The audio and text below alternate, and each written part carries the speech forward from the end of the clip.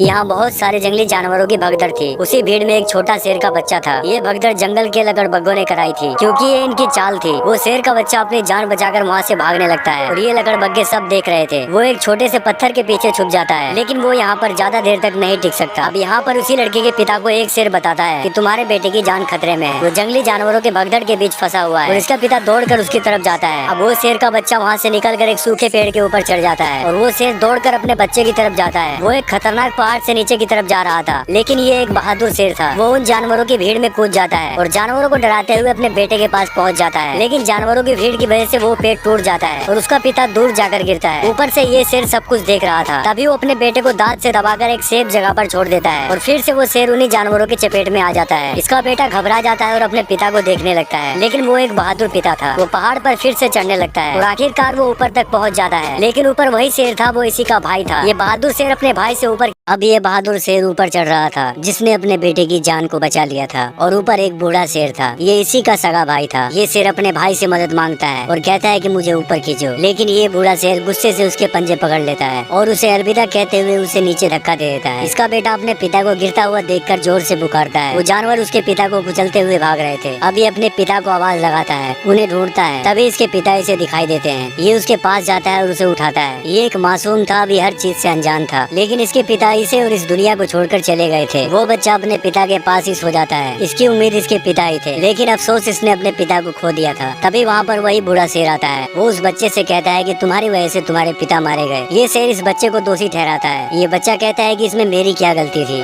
पर इस बच्चे को पता नहीं था कि सारी 40 बूढ़े शेर की थी। ये इस बच्चे को यहाँ से भागने के लिए कहता है और कहता है कि वापस यहाँ पर लौटकर कभी मत आना। वो बच्चा यहाँ से भाग जाता है। तभी वहाँ पर लकड़बग्घों की भीड़ आती है। ये बूढ़ा शेर उस बच्चे को खत्म करने के लिए कहता है और अब ये बूढ़ा शेर इस मासूम को गुर्राते हुए यहाँ से भगाता है और कहता है कि दोबारा कभी वापस मत आना। ये मासूम यहाँ से भाग जाता है। तभी वहाँ पर लकड़बग्घों का झुंड आता है। ये शेर उनसे कहता है खत्म कर दो उसे। ये दरिंदे उसे मारने उसकी तरफ जाते हैं। तभी ये मासूम अपनी जान बचाकर वहाँ से भाग रहा था और अभी इसके पिता को मरे हुए कुछ ही देर हुई थी। और इससे हमें ये सीख मिलती है कि हमारे अपने सगे ही हमें गिराने की योजना बनाते हैं। अब वो मासूम पहाड़ के आखिरी छोर पर पहुँच गया था और वो नीचे गिर जाता है। क्या इस मासूम का सफर यहीं तक था? क्या वो अपने पिता का बदला नहीं ले सकता? और ये लोग उसे देखते हैं। इनको लगता है कि इतनी ऊंचाई से गिरने के बाद वो मर चुका होगा और वो यहाँ से चले जाते हैं। और यहाँ ये बूढ़ा शेर एक और अपनी चाल चल रहा था। ये इन सभी से कहता है कि मुझे मेरे बहादुर भाई और भतीजे के मरने का बहुत दुख है। भैया जैसा बहादुर कोई नहीं था। और कहता है कि यहाँ का पूरा राज्य अब मेरे हवाले है और आज से मैं तुम्हारा राजा हूँ। ये सभी लोग सिम्बा के परिवार वाले थे और ये बूढ़ा शेर कहता है कि इतनी बड़ी जिम्मेदारी मैं अकेले नहीं संभाल सकता। तभी वहाँ पर फिर से बहुत सारे लकड़बग्घे आते हैं। ये सारे लकड़बग्घे इस शेर के साथ थे। दोस्तों सिम्बा के साथ क्या हुआ देखेंगे पार्ट 4। अब ये बूढ़ा शेर इनका राजा बन चुका था और सिम्बा को दिखाया जाता है वो अभी जिंदा था, लेकिन वो बहुत उदास था और बिल्कुल अकेला था। वो इस बड़े रेगिस्तान में जा रहा था। इसे भी नहीं मालूम था कि ये कहाँ जाना चाहता है। तभी दिखाया जाता है कि उस शेर के बच्चे के ऊपर कुछ गीदड़ मंडरा रहे थे। वो शेर जिसकी दहाड़ से हर एक जानवर डरता है, लेकिन सब समय की बात होती है और समय बहुत बलवान होता है। तभी दूर से कोई इनकी तरफ तेजी से आ रहा था। वो भी एक दूसरे जंगल के जानवर थे। वो इन गीदड़ों को भगा देते हैं, लेकिन इन दोनों को नहीं मालूम था कि ये शेर का बच्चा था। तभी ये नेवला उसे ध्यान से देखता है और डर कर यहाँ से भाग जाता है, क्योंकि उसे पता चल गया था कि ये एक शेर का बच्चा है। तभी ये जानवर उसके पास जाता है और कहता है कि वो अभी छोटा है, वो कुछ भी नहीं करेगा। और यहाँ दिखाया जाता है कि उन लकड़बग्घों ने तबाही मचा रखी थी। उस बूढ़े शेर के साथ मिलकर सभी जानवरों का शिकार कर रहे थे। इन सबको एक करता देख एक पक्षी देख रहा था। वो पक्षी उड़कर सिम्बा के परिवार वालों के पास जाता है और उनको सारी बातें बताता है। लेकिन तभी वहाँ पर लकड़बग्घे आ जाते हैं, लेकिन वो पक्षी यहाँ से भाग जाता है। अब एक लकड़बग्घा इनके पास आता है और सिम्बा की माँ से कहता है कि तुमको राजा ने बुलाया है। अब सिम्बा की माँ राजा के पास जाती है